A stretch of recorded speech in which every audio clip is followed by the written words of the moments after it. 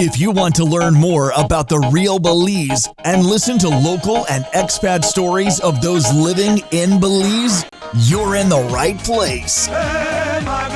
This is Belize Talk Radio.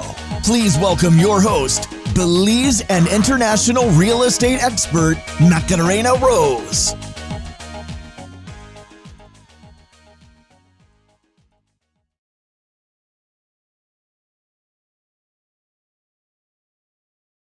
Happy beautiful day to you. It is Macarena from Belize Talk Radio, and what are we doing today? Well, we are going to have a conversation with a dear friend of mine about like the pluses of why Belize. So, Darla, tell everybody who you are. Yes, hello. I'm Darla Zirbes. I'm the owner and operator of Belize Air Ranch and La Familia Farms, located in central Belize near Ontario Village and Black Manatee Village.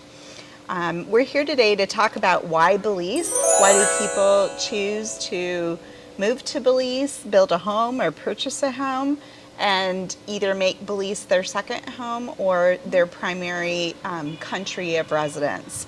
So, and it all stemmed from us just having a conversation. We were just chatting on the phone, and then you started going down talking about sustainability and sovereignty and what was the other one that we were talking about? SS&S. Oh, self-sufficiency. Yep. So sovereignty, self-sufficiency, and sustainability. And part of those things that people do get attracted to Belize about, and you were spot on. So I was like, let's chat about this and share this with you, right? Because it is why people do look for Belize. Besides this, we both live in the Cayo district. It's beautiful. It's beautiful. So let's start with self-sufficiency. So Belize is a great place for people to come and challenge themselves to be more self-sufficient in their living area or their living environment. And one of the reasons I'm attracted to Belize and why we live here full time is Belize is considered the food basket of Central America. And so we don't need to worry much about a disruption in food supply chain. So we have many local producers and purveyors of all sorts of beef, chicken, fish, and produce. So Belize is really attractive because you don't need to worry about in case of a global crisis or some kind of disruption in supply chain due to a global crisis that we will be without food. Belize produces the food it needs.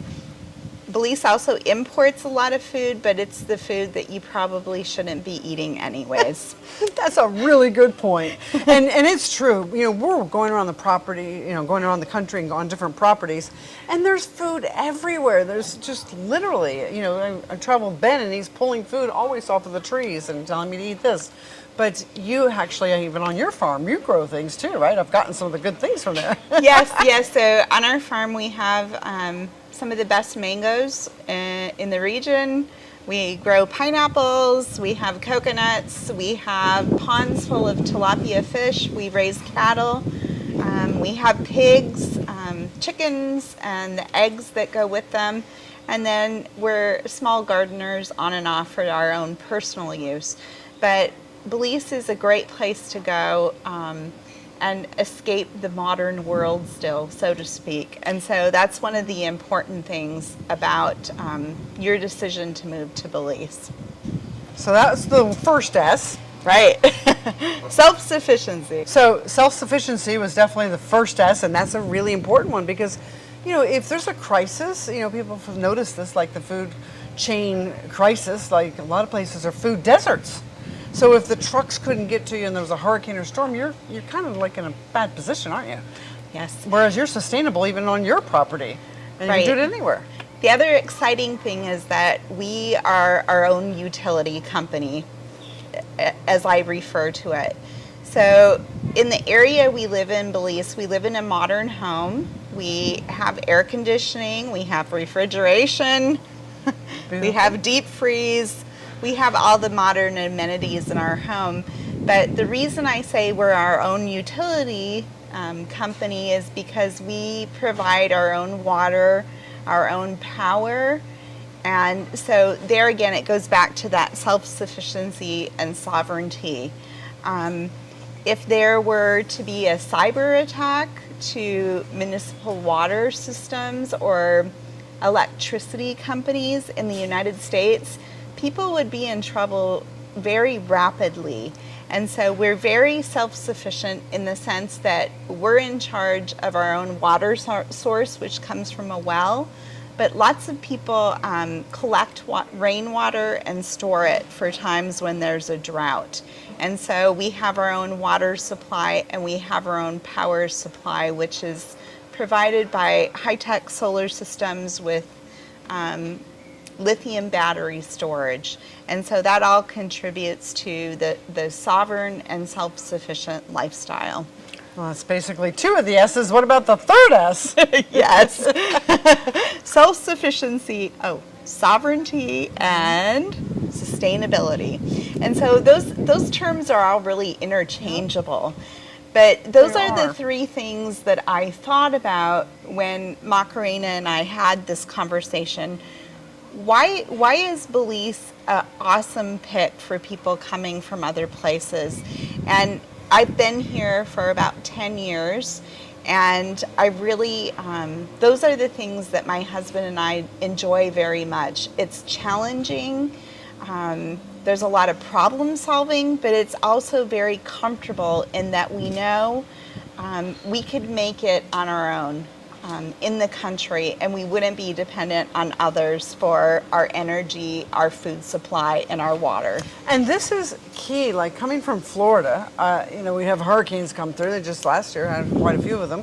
And literally no electricity, no water, and you don't realize how everything is tied. You need that. Your communications, right? You can't even communicate, right, if you don't have electricity or some mode of self-generation, right, or generating electricity.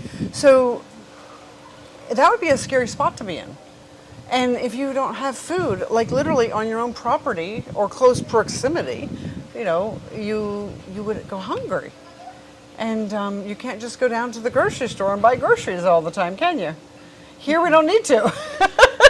Right. So we produce a lot of our own food, as we talked about before, and then we have the local producers, the farmers, the ranchers, the people who raise pigs, the people who have ponds with tilapia. They grow their own shrimp, and so Belize is very attractive for people in that sense, and that's why we love it here.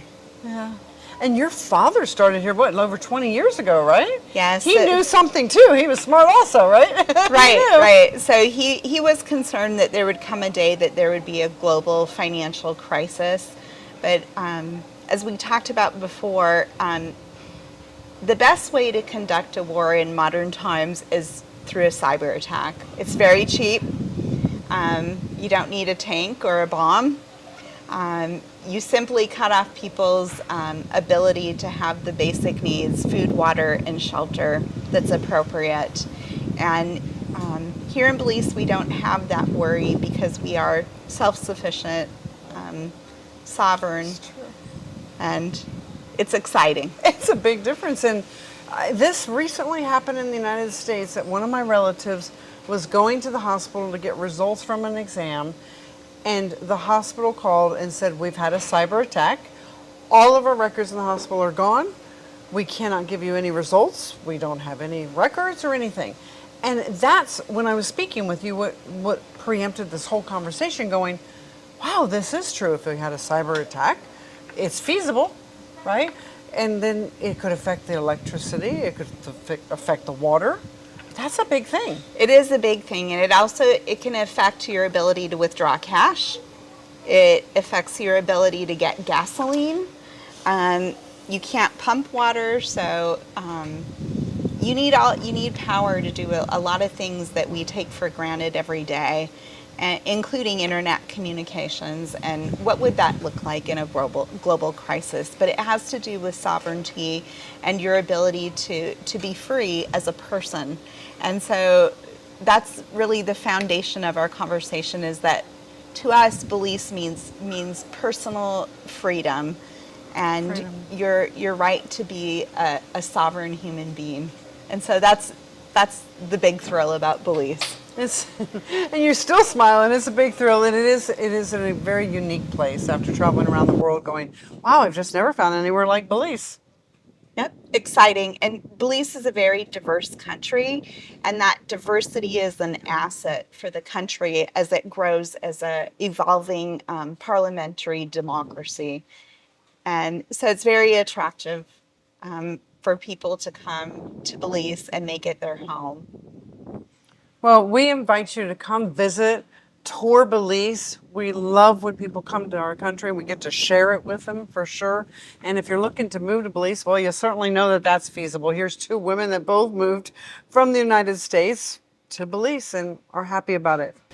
So it's really a beautiful, magnificent place. I was so drawn to it. I have to ask you, how do you feel about being in Belize yourself currently? I mean, you've been here for over 10 years. Yeah, so after 10 years, as you said, I feel that I've completely assimilated into Belizean culture, and I feel that I'm part of the Belizean culture.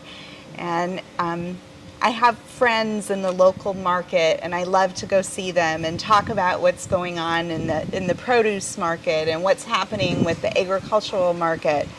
I like to connect to different historians of Belize, and so yes, it is not difficult to assimilate into the culture of Belize and become part of the Belizean society if you're open and willing to integrate yourself into a very different culture than the United States or Europe or Canada.